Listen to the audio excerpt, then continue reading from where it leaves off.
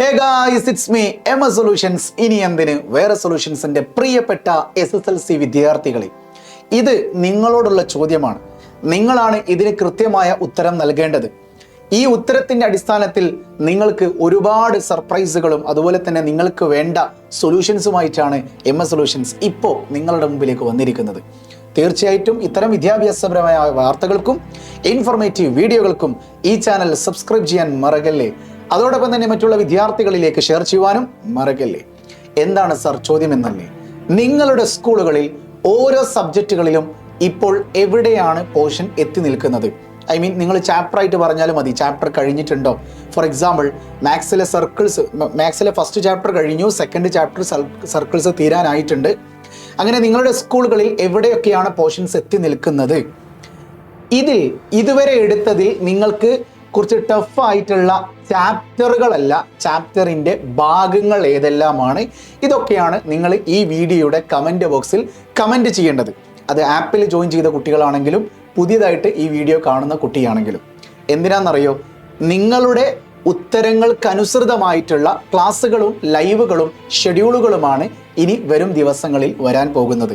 So ഞാൻ ഇഷ്ടപ്പെടുന്ന എൻ്റേതായ രീതിയിൽ ഒരു സ്റ്റഡി പ്ലാൻ ക്രിയേറ്റ് ചെയ്തിട്ട് ആ ലൈവിലേക്ക് നിങ്ങളെ ക്ഷണിക്കുന്നതിന് പകരം നിങ്ങൾക്കാവശ്യമായ സ്റ്റഡി പ്ലാൻ നിങ്ങൾക്കാവശ്യമായ പാഠങ്ങളോ പാഠഭാഗങ്ങളോ തരാൻ വേണ്ടിയിട്ട് ഒരു സ്റ്റഡി പ്ലാൻ തയ്യാറാക്കുമ്പോൾ തീർച്ചയായിട്ടും അതൊരല്പം കൂടി നിങ്ങൾക്ക് ബൂസ്റ്റ് ചെയ്യാൻ പറ്റും. അപ്പോൾ സ്വാഭാവികമായിട്ടും നമ്മുടെ ലക്ഷ്യം എന്താണ്?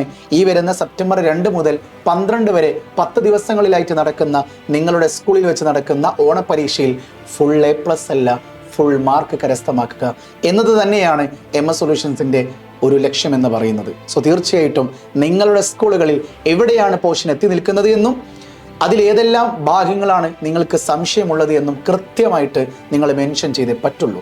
ഫോർ എക്സാമ്പിൾ, കെമിസ്ട്രിയിൽ പീരിയോഡിക് ടേബിൾ എന്ന് പറയുന്ന 1ാമത്തെ ചാപ്റ്റർ കഴിഞ്ഞു.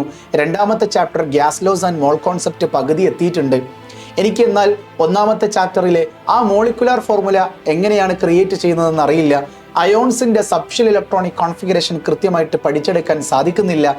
എങ്ങനെയാണ് ഓക്സിഡേഷൻ സ്റ്റേറ്റ് അഥവാ ഓക്സീകരണ നമ്പർ കണ്ടുപിടിക്കുന്നത് എന്നൊക്കെയുള്ള സംശയങ്ങളാണെങ്കിൽ അത് അതുപോലെ തന്നെ നിങ്ങൾ ടൈപ്പ് ചെയ്ത് കഴിഞ്ഞാൽ എനിക്ക് മനസ്സിലാകും. ലൈവിൽ കയറുമ്പോൾ ഈ കുട്ടികൾക്ക് ഇത്തരം പ്രശ്നങ്ങളുണ്ട്, ഈ ഭാഗം ഒരല്പം പ്രശ്നമേറിയ കുട്ടികളുണ്ട്. അപ്പോൾ എനിക്ക് അടുത്ത ലൈവിൽ കയറുമ്പോൾ മനസ്സിലാകും, കെമിസ്ട്രിയിൽ ഞാൻ ആ ചാപ്റ്ററിലെ ഭാഗം പഠിപ്പിക്കുമ്പോൾ എനിക്ക് കൂടുതൽ അറിയാം. എൻ്റെ പ്രിയപ്പെട്ട കുട്ടികളിൽ ഒരുപാട് പേർക്ക് ഈ ഒരു ഭാഗം ഒരല്പം ടെൻഷൻ ഉളവാക്കുന്നുണ്ട്, മനസ്സിലാകാത്തൊരു പോർഷനാണ്. സോ ആ ഒരു ഭാഗത്ത് കൂടുതൽ സമയം എനിക്ക് സ്പെൻഡ് ചെയ്യേണ്ടി വരുമെന്ന്. അപ്പോൾ തീർച്ചയായിട്ടും നിങ്ങളുടെ കമൻറ്റുകൾക്കനുസൃതമായിട്ടുള്ള സ്റ്റഡി പ്ലാനുകളുമായി നിങ്ങളുടെ മുമ്പിലേക്ക് ഉടനെ എംഎസ് സൊല്യൂഷൻസും എംഎസ് സൊല്യൂഷൻസിൻ്റെ ടീമും വരുന്നതായിരിക്കും. വീണ്ടും കാണാം. It's me MS solutions. ഇനി എന്തിന് വേറെ സൊല്യൂഷൻസ്. ബൈ.